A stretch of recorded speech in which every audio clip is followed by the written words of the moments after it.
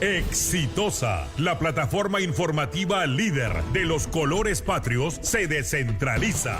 Estamos en estos momentos en línea con el doctor Luis Figueroa. Él es patólogo clínico y miembro de la Asociación Médico Peruana, para que nos dé algunos alcances, ¿no?, de esta nueva variable del COVID-19, sobre las pruebas también que uno tiene que realizarse o puede realizarse, la efectividad o no. Yo les pido que prestemos atención. No es lo que nosotros decimos, sino son los profesionales calificados, preparados, que nos dan algunos alcances que debemos de tomar muy en cuenta. Doctor Luis Figueroa, muy buenos días, exitosa. Exitosa. Muy buenos días y muchas gracias por la entrevista.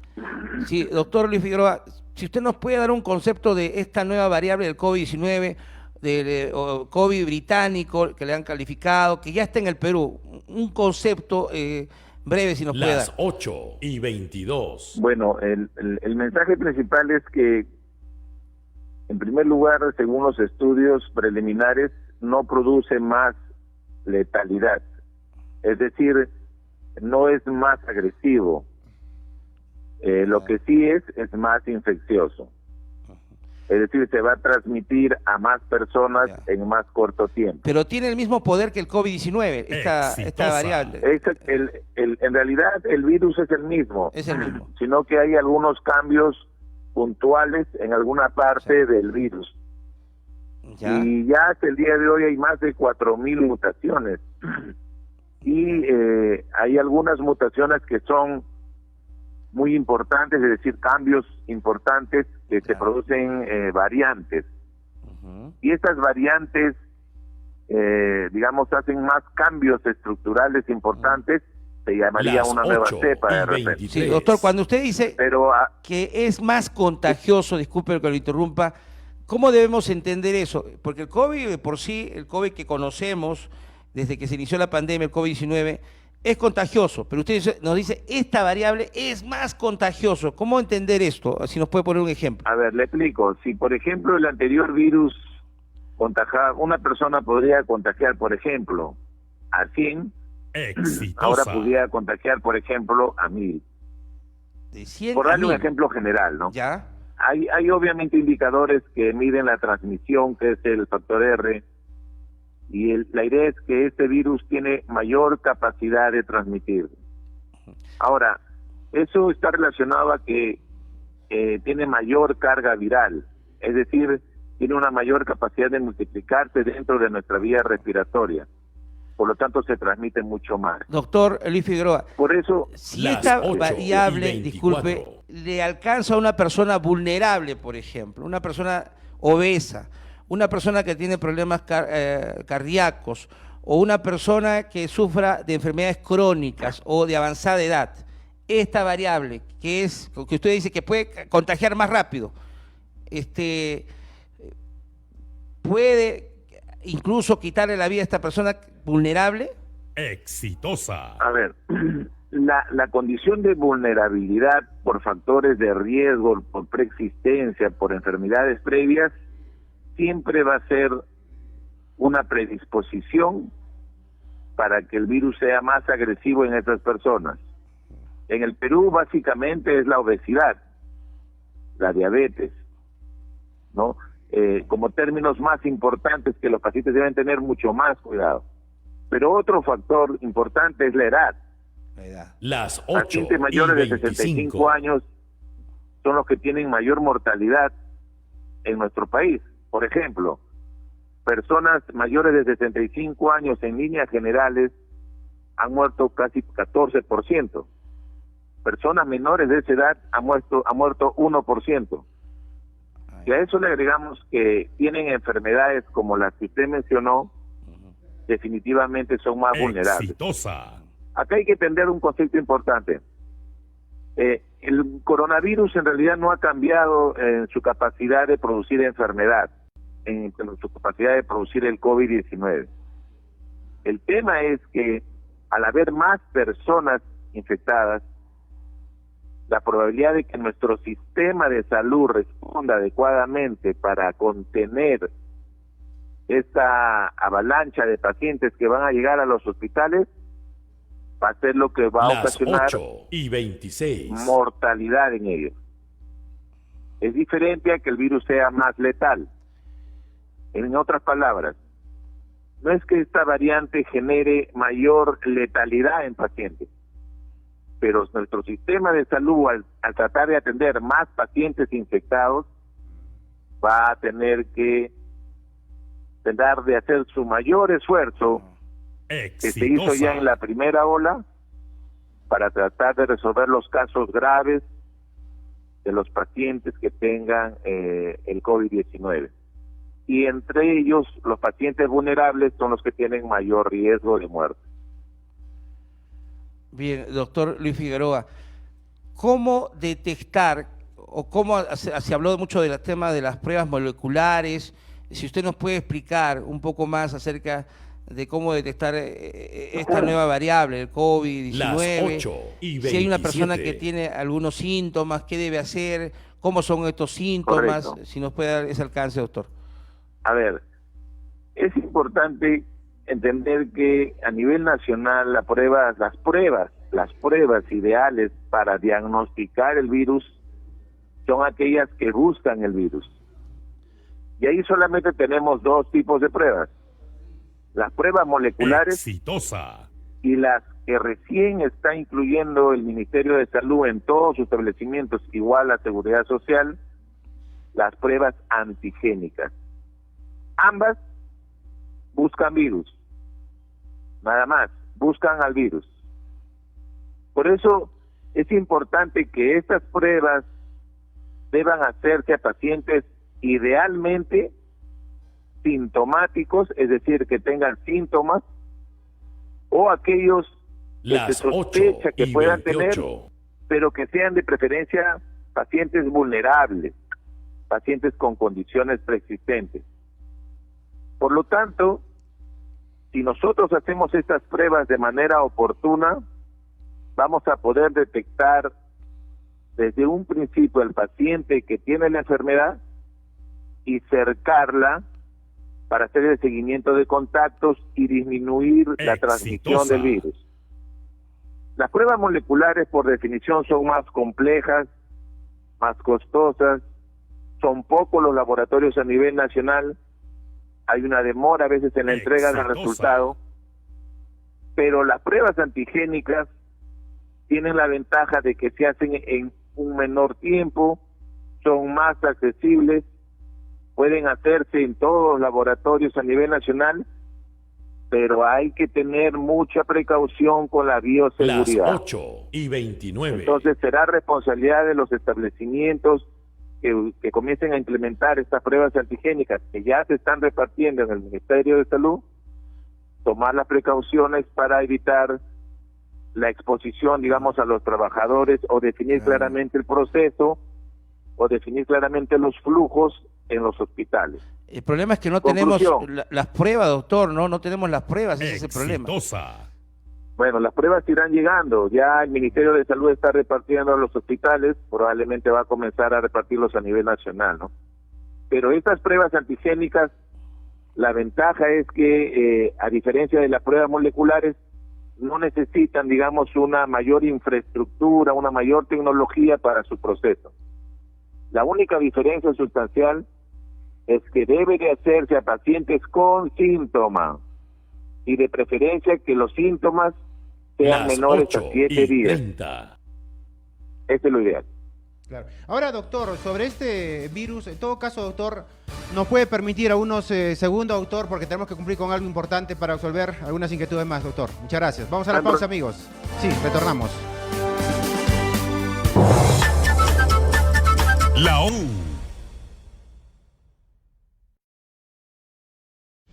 Exitosa nace en lo profundo. En esta entrevista con el doctor Luis Figueroa, médico patólogo clínico y miembro de la Asociación Médica Peruana en Patología Clínica. En breve vamos a habilitar líneas telefónicas porque, doctor, yo creo que es importante, hay muchas inquietudes por parte de la población y absolverlas también para que no quede duda sobre todo. Pero, doctor, lo que le quería preguntar, ¿este virus cuánto tiempo sobrevive? No sé, sería importante recordar en el cuerpo, en el organismo, en algunos materiales, y sobre todo el tema, ¿estos se reproducen ¿Solamente son mutaciones?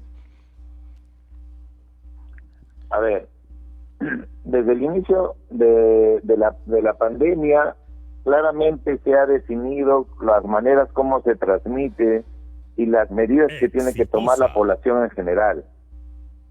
El concepto de usar mascarilla es fundamental. El concepto de tener un distanciamiento corporal mayor a 2 metros es fundamental. Y el estar constantemente lavándonos las manos, especialmente con agua y jabón, y más aún si estamos teniendo contacto con superficies que puedan estar contaminadas, también es fundamental. A pesar que hay estudios que hablan que la capacidad de que el virus esté, digamos, activo en las superficies, no es todavía aún muy claro, y en realidad la capacidad de transmisión es menor. Exitosa. Lo que sí ya se ha demostrado es la presencia de los aerosoles en el ambiente. Por eso es importante que, aparte de estas medidas farmacológicas de distanciamiento, mascarilla y lavado de manos, tenemos que evitar estar en ambientes cerrados con poca ventilación, y tenemos que evitar ambientes con muchas personas. Una entrevista, por ejemplo, realizada a más de 700 epidemiólogos en los Estados Unidos, le preguntaron qué cosas nunca harían en plena pandemia, y mencionaron de que no asistirían, por ejemplo, a un matrimonio o a un velorio, que no asistirían a un restaurante, y que no asistirían a un evento deportivo o artístico. Entonces el mensaje es: hay que evitar estar en lugares donde hay muchas personas y donde hay poca ventilación.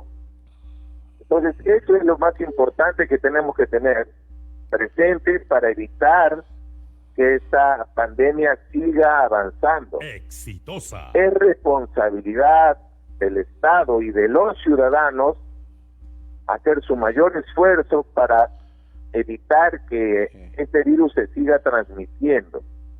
Cuidémonos y tenemos que estar atentos a todas las directivas, las actualizaciones que se den a nivel del Ministerio de Salud para tomar las medidas que correspondan y evitar así el impacto que pueda generar esto en nuestra población, como ya lo ha ido realizando lamentablemente este virus. Somos el país con mayor número de muertos por millón de habitantes, lamentablemente. Doctor Luis Figueroa, permítanos, Eso, espero que cambie. Sí, permítanos un segundo, unas llamadas, también algunas consultas que quieren hacer algunos oyentes sobre el tema, al 244545, 244545, 231698, 231698. Doctor, no sé si se podría hacer esto, pero voy a apelar también a su criterio. ¿En qué etapa nos encontramos de la evolución del COVID-19? ¿Se podría decir que estamos en un 20%, en un 10%, en un 50%? Me refiero a que muchas personas se preocupan, dicen, ¿cuándo va a acabar este problema?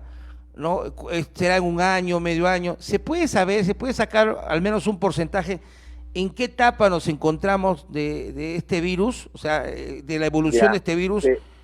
Correcto. Las Según estudios 8:37 que van a salir publicados pronto, que básicamente trata de ver el porcentaje de la población que tiene la enfermedad o que ha sido infectado por el virus, se habla de un 30%.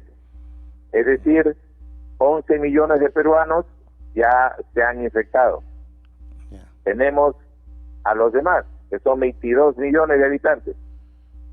Por eso es importante que se sigan tomando las medidas de precaución. Entonces, doctor, en ese proceso... Para acabar de dar ideas, mientras no exista un tratamiento efectivo que mate el virus, y mientras la población no haya sido vacunada, las medidas que mencioné tienen que aplicarse de manera estricta, si es que queremos evitar mayor número de muertes en nuestra población.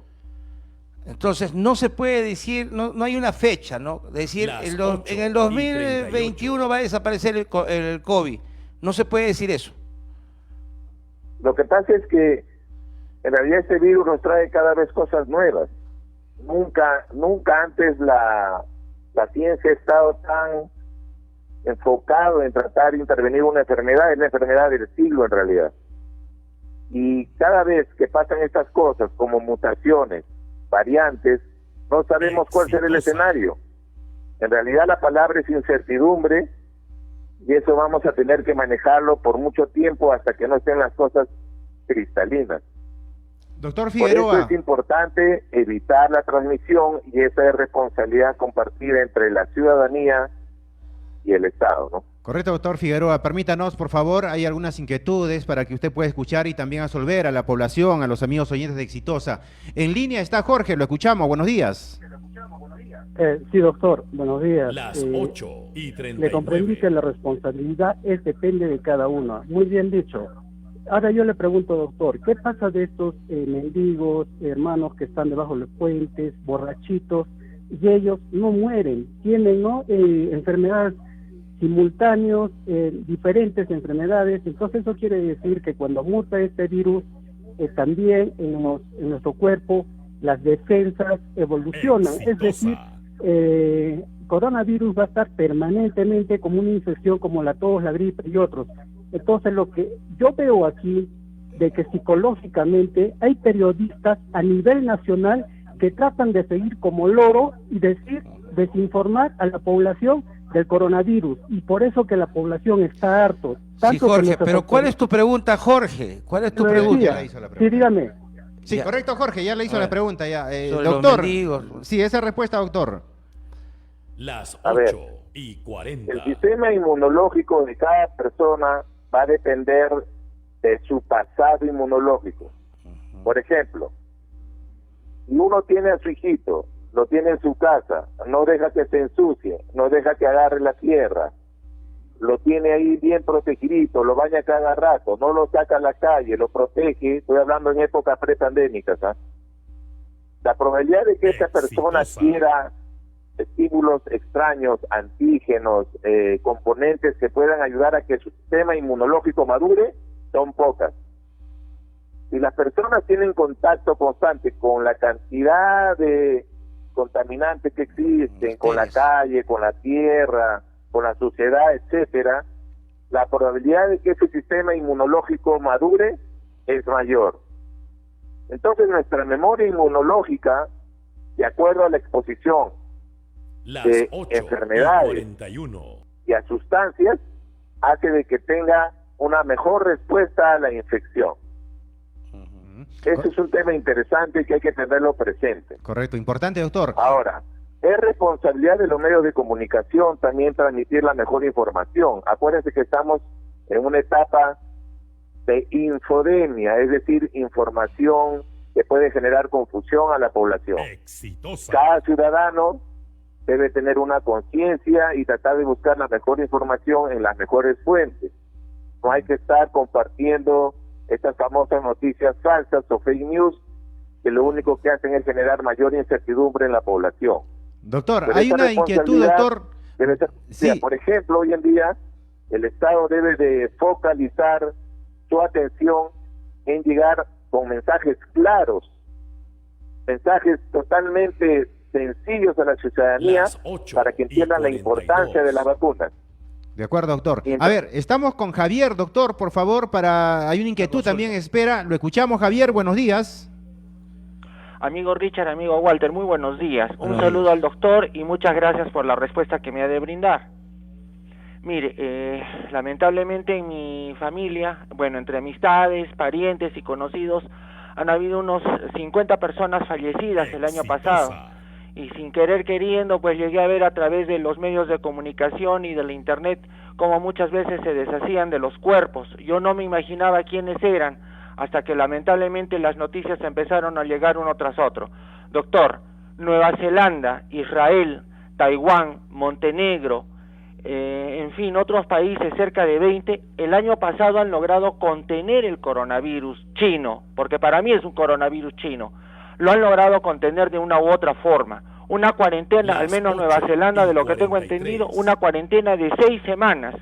¿Por qué en el Perú no se aplicó ese sistema? Al menos no a nivel nacional, cada lugar, cada región adecuado a su realidad. ¿Por qué hasta ahora tenemos que seguir padeciendo? No 6 semanas, no 6 meses, parece que esto ya nos fuéramos a los 6 años. Ojalá nos diera usted alguna alternativa, de alguna forma, utilizar la mascarilla, esa máscara facial, alguna ropa anti-COVID, de alguna forma, porque no podemos seguir en esta situación del miedo, de donde hay gente que cree, que no cree, y nos Correcto, estamos Javier. peleando unos con otros. Muchas gracias. Va a responderle el doctor. Lo escuchamos, doctor. A ver, los países que ha mencionado el señor, bueno, en primer lugar, extenderle mis condolencias por el impacto enorme que ha tenido su entorno, y así han habido muchos grupos familiares, ¿no? Sí. Por el tema del coronavirus. En segundo lugar, los países que usted ha mencionado son países de primer mundo, lo que se conocen países de altos ingresos. Por ejemplo, Israel en este momento tiene 14% de su población vacunada. Otro país, por ejemplo, de Europa, cualquiera de altos ingresos, de Estados Unidos, no llegan al 1%. Para que usted entienda. Lo otro, el sistema de salud, la infraestructura hospitalaria, la tecnología para el diagnóstico en estos países ha sido top. Eso no ha pasado en nuestro país. Las medidas que se tomen a nivel del Estado y del Ministerio de Salud es responsabilidad, obviamente, y hay que trasladarle la consulta a ellos porque han tomado algunas decisiones en relación a la intervención con la pandemia. Pero actualmente se necesita más diagnóstico, necesitamos más pruebas antigénicas y moleculares para identificar al virus. Cuando hablamos del sistema de salud, a veces las medidas han sido de una perspectiva, digamos, de respuesta a la enfermedad o consecuencia de la enfermedad. Mejorar los hospitales, tener más profesionales, tener más camas UCI, todo eso es consecuencia de la infección. Si yo busco a la infección con mejores pruebas, con mejor tecnología de acceso masivo, voy a ayudar a contener la infección y evito el impacto en el sistema de salud. Por eso es una decisión del Estado, del gobierno de turno, para tratar de masificar las pruebas diagnósticas y rápidamente identificar. Lamentablemente tenemos que entender que este proceso va a tomar un tiempo y hay que ser responsables en seguir tomando las medidas no farmacológicas ya mencionadas. Bien, doctor Luis Figueroa, permítanos un segundo, estamos con una llamada en línea, estamos con Milagros, quiere hacerte una pregunta. Milagros, buenos días, ¿cuál es su consulta? Buenos días, doctor.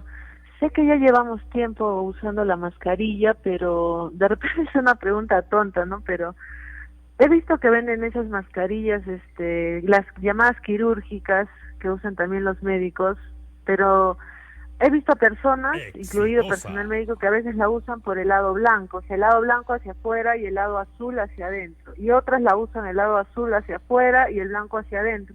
¿Cuál es la forma correcta de usar la mascarilla en tocas de esa mascarilla? Porque supongo que si se usa mal también no protege igual, ¿no? Bien, gracias Milagros por tu consulta, doctor, lo escuchamos. Es correcto. Nadie se está poniendo la media al revés, nadie se está poniendo el pantalón al revés, nadie se está poniendo el sombrero al revés. Las cosas están hechas para una forma. Para eso se fabrican y ese debe ser el uso correcto. Lo que usted menciona es completamente racional. Las mascarillas quirúrgicas, que son esas azules, deben usarse el color azul para afuera. Y la parte de arriba, que tiene un fierrito, debe de adherirse con bastante energía a la nariz para que se amolde al rostro. Y la parte blanca debe estar para adentro. Acá sí hay que entender que estas mascarillas quirúrgicas azules, celestes y las N95 o KN95 son las ideales. Las mascarillas de tela en realidad no protegen mucho, ayudan obviamente a disminuir, pero no protegen tanto. Yo creo que al menos las poblaciones vulnerables y que necesiten salir por temas de reactivación de economía, etcétera, por lo menos yo recomendaría que siempre usen una N95 y la cambien semanalmente o cada 3 días. Doctor Figueroa, hay muchas... Ya si uno tiene menos riesgo, es más joven, en fin, no hay comorbilidades, una mascarilla quirúrgica ideal. Y en lo más remoto, ya usaron esas de tela, porque en realidad esas de tela no protegen. Doctor Luis Figueroa, un alcance, doctor Luis. Muchas personas se quejan por el tiempo que usan la mascarilla. Dicen, pero yo llego a mi casa, me lo puedo quitar, ¿no? En mi entorno familiar o no lo puedo hacer. Exitosa. Hay muchas personas que les es incómodo y tienen problemas incluso para respirar, nos señalaban, ¿no? ¿Qué decir al respecto, doctor? No, es que en el hogar obviamente yo no necesito estar con mascarilla, porque se supone que las personas que viven conmigo no tienen el virus, o si ya lo han tenido todos. Entonces no es necesario en el hogar estar con mascarilla. La mascarilla es cuando yo obviamente salgo o estoy en mi ambiente laboral. No necesito dentro del hogar estar en mascarilla. Y esta idea, doctor, Las por ejemplo, yo he escuchado mucho esto de 8:49. que el cuerpo bota también, no sé, cuando expira, bota el aire, ¿no? Elementos contaminantes, ¿no? Uno cuando aspira, oxígeno, pero bota elementos contaminantes y la mascarilla impide que eso salga al ambiente. ¿Cuánto de esto es verdad? Muchos dicen, nos estamos contaminando con nuestros propios residuos, lo que botamos del cuerpo, lo que expelemos. Exitosa. Bueno, no entiendo muy bien la pregunta, pero Sí. la idea es que si uno en la calle mantiene el distanciamiento no va a haber ningún problema. El riesgo es la emisión de aerosoles. Que Ya. puedan transmitir No, el doctor, virus. yo me refería a que muchas personas nos consultan de que el organismo por naturaleza bota, ¿no?, lo que ya no le sirve del cuerpo, a través también, ¿no?, de las fosas nasales, y que la mascarilla va a impedir eso. O sea, que nosotros mismos nos estaríamos contaminando. No, eso no es razonable. Las No, 8 obviamente, y 50. El proceso de respiración no se va a ver afectado por el uso de mascarilla. La mascarilla lo que va a evitar es que pasen sustancias, el virus es muy pequeñito. La mascarilla no evita que salga y que entre el oxígeno, es diferente. Lo que uno bota o exhala sale por la mascarilla. ¿Ya? Lo que uno respira por la mascarilla Exitosa. entra. Lo que quiere evitar la mascarilla es que esas estructuras virales no pasen, no las respiremos, que es diferente. No impide La lo que toxicidad, exhalamos. Lo que uno puede emitir, el CO2 que sale y el oxígeno que ingresa, eso va a pasar a través de la mascarilla, eso no es retenido. Así que de esa parte no va a pasar nada con los cuerpos, ni con los pulmones, ni con el ser humano. Eso no va a tener ninguna repercusión, ¿no? Correcto, doctor. Finalmente, doctor, estas vacunas que están pronto a llegar, de acuerdo a la ministra de Salud contra el COVID-19, en esta nueva cepa, ¿tiene el mismo funcionamiento? ¿También van a servir, diríamos? Porque había ciertas dudas sobre ello. Bueno, las vacunas que van a llegar de esta empresa Sinopharm, que son las que realizaron un ensayo aquí en nuestro país con bastantes peruanos, han demostrado tener una eficacia de más del 70%. ¿Esto qué significa? Que la mayoría de las vacunas, para que sean comercializables, tienen que tener una eficacia mayor al 50%. Con más de 70% es un buen resultado. Hay otras que tienen más de 90%.